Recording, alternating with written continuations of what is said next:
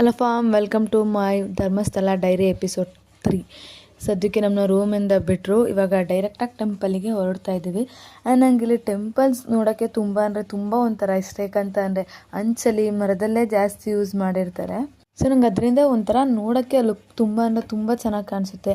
And ಅಲ್ಲಿ ತುಂಬ ಕೂಡ ಕ್ಲೀನಾಗಿ ಕೂಡ ಇಟ್ಟಿರು. ನಾವು ದರ್ಶನ ಎಲ್ಲ ಮುಗಿಸ್ಕೊಂಡು ಬಂದು ದೇವ್ರಿಗೆ ಕೈ ಮುಕ್ಕೊಂಡು ಹೊರಗಡೆ ಒಂದು 2 ಮಿನಿಟ್ಸ್ ಕೂತ್ಕೊಳ್ಳೋಣ ಅಂತೇಳಿ ಕೂತ್ಕೊಂಡ್ವಿ. ಅಲ್ಲಿಂದ ಹೊರಗಡೆ ಬಂದಮೇಲೆ ಅವಮಾನ ಮಾಡಿಸ್ಕೊಳ್ಳೋಕ್ಕೆ ನಾನು ಧರ್ಮಸ್ಥಳಕ್ಕೆ ಬಂದಿದ್ದೆ ಅಂತಲೂ ಅನ್ನಿಸ್ತು ನನಗೆ. ಯಾಕೆ ಅಂತ ಈ ವಿಡಿಯೋ ನೋಡಿದ್ರೆ ಗೊತ್ತಾಗುತ್ತೆ.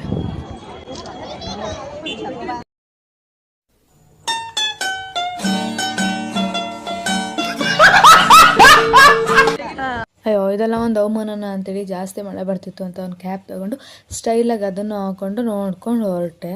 ಆಮೇಲೆ ಅಲ್ಲಿ ತುಂಬ ದೇವಸ್ಥಾನದಲ್ಲಿ ಹೆಣ್ಮಕ್ಳಿಗೆ ಅಲೋ ಇಲ್ಲ, ಅದು ಇದು ಅಂತೆಲ್ಲ ಬರ್ತಿದ್ರದ್ರಿಂದ ನಾವು ಏನಕ್ಕೆ ಇರ್ಬೋದು ಹಂಗೆ ಹಿಂಗೆ ಅಂತ ಅಂದ್ಕೊಂಡು ಡಿಸ್ಕಷನ್ ಮಾಡಿಕೊಂಡು ಬೇರೆ ಎಲ್ಲೂ ಹೊರಗಡೆ ಹೋಗೋದು ಬೇಡ ಅಂತೇಳಿ ಡೈರೆಕ್ಟಾಗಿ ಸುಬ್ರಹ್ಮಣ್ಯಗೆ ಹೋಗೋದ ಅಂತೇಳಿ ಬಸ್ ಹತ್ಕೊಂಡು ಕೂತಿದ್ದೀವಿ. ಈಗ ಡೈರೆಕ್ಟ್ ಸುಬ್ರಹ್ಮಣ್ಯಗೆ ಹೋಗಬೇಕು ಅಂದ್ಕೊಂಡಿದ್ದೀವಿ.